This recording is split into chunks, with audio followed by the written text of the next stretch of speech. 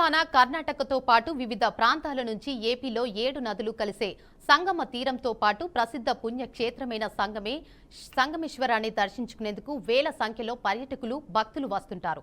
తెలంగాణ సరిహద్దు ప్రాంతాలైన నాగర్ కర్నూల్ జిల్లాలోని సోమశిల నుంచి ఏపీలోని నంద్యాల జిల్లా పరిధిలోని సిద్ధేశ్వరం, సోమశిల మధ్య కృష్ణా నదిని దాటేందుకు ఇరు రాష్ట్రాలకు చెందిన ఘాట్ బోట్ల నిర్వాహకులు ప్రతి ఏటా ఒప్పందం చేసుకుని దాటించేవారు. కొందరు దళారులు వీరి మధ్య చిచ్చు పెట్టారు. మాజీ ఎమ్మెల్యే భైరెడ్డి, మాండ్ర వర్గీయుల మధ్య నెలకొన్న విభేదాల కారణంగా ప్రస్తుతం బోట్లు తిరగడం లేదు. పర్యాటకం అభివృద్ధి చెందుతున్న తరుణంలో ఇరు వర్గాల ఆధిపత్యం కారణంగా బోట్ల పంచాయతీ తొలిక్కి రావడం లేదు.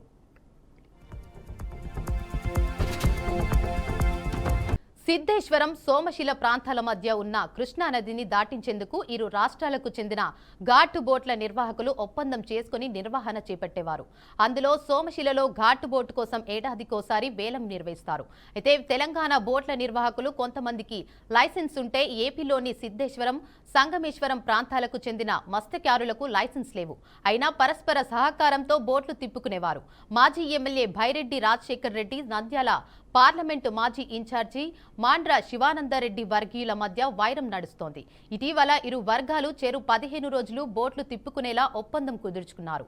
2-3 నెలల పాటు బాగానే ఉన్న సమస్య మళ్లీ మొదటికి వచ్చింది. ఈ క్రమంలో ప్రభుత్వ నిబంధనల ప్రకారం బోట్లు తిప్పుకోవాలని ఏడాదిన్నర క్రితం జిల్లా అధికారులు ఆదేశించారు. ఏపీ నిర్వాహకులకు లైసెన్సులు లేకపోవడంతో బోట్లు నిలిచిపోయాయి.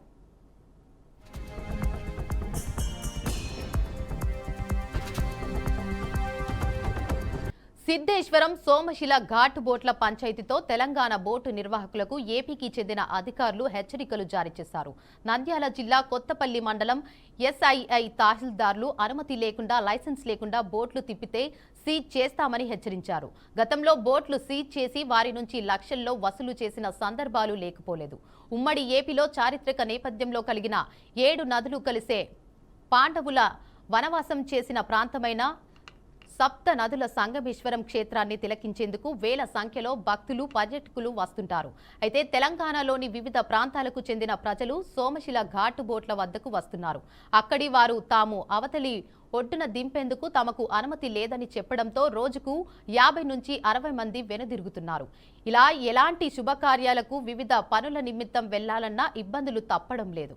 10 నుంచి 20 కిలోమీటర్ల దూరంలో ఉండే కొల్లాపూర్, పెంట్లవెల్లి, నాగర్ కర్నూల్, పెద్ద కొత్తపల్లి, లింగాల, అమరగిరి వంటి ప్రాంతాలకు వెళ్లాలంటే ఆత్మకూరు, కర్నూలు మీదుగా దాదాపు 120 కిలోమీటర్లు చుట్టూ తిరిగి వెళ్తున్నారు. అధికారులు ఈ సమస్యను పరిష్కరిస్తే ఆయా ప్రాంతాల ప్రజలకు సౌకర్యవంతంగా ఉంటుందని, వెంటనే ఈ సమస్యను పరిష్కరించేలా చర్యలు తీసుకోవాలని ఆయా ప్రాంతాల ప్రజలు కోరుతున్నారు.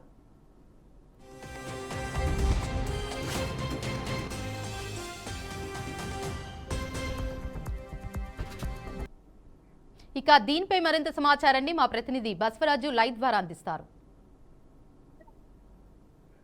చెప్పండి సంగమమే, ఏదైతే సప్తనదుల సంగమమే సంగమేశ్వరం అని పిలుస్తారు. అయితే ఆంధ్ర, తెలంగాణ, కర్ణాటక నుంచి ఈ 3 రాష్ట్రాల నుంచి 7 నదులు అక్కడ కలవడం వల్ల దానికి సంగమేశ్వరం అని పేరు వచ్చింది. పాండవులు వనవాసం కూడా అక్కడ చేసినట్లు మనకు తెలుస్తా ఉంది. అయితే ఏదైతే అంటే కృష్ణా నదిని దాటడానికి తెలంగాణ, ఆంధ్రకు సరిహద్దుగా కృష్ణానది పారుతా ఉంది.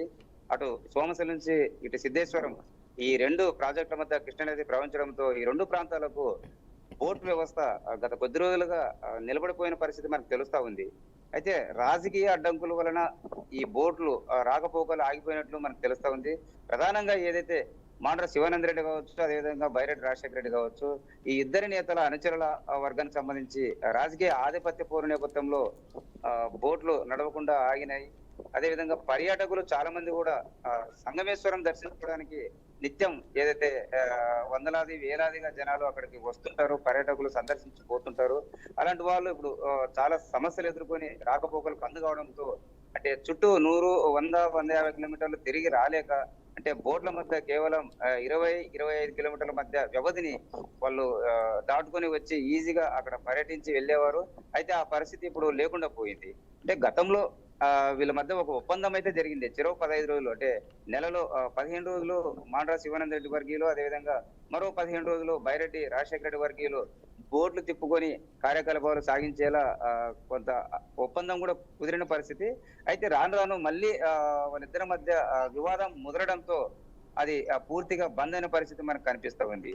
సుందర దృశ్యాలు కావచ్చు, అక్కడ పర్యటించడానికి అనుకూలమైన వాతావరణం లేకపోవడం, బోట్లు నడవకపోవడం, ఈ బోట్ ఖచ్చితంగా ఎప్పుడైతే సర్దుబాటు చేసి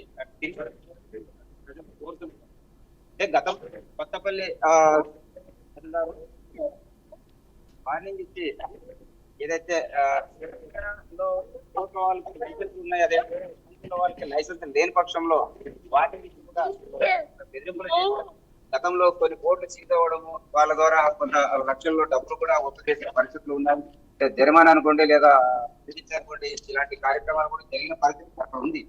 అయితే రెండు రాష్ట్రాల మధ్య సఖ్యత ఉండి ఇలాంటి అపవాద గాని వివాదాలకు తావు లేకుండా అంటే బోట్లు యథావిధిగా తిరిగేలా, అదేవిధంగా అక్కడ సందర్శనకు వచ్చే పర్యాటకులకు ఎలాంటి ఇబ్బందులు లేకుండా చూడాల్సిన బాధ్యత అయితే రెండు ప్రభుత్వాల పైన ఉంది.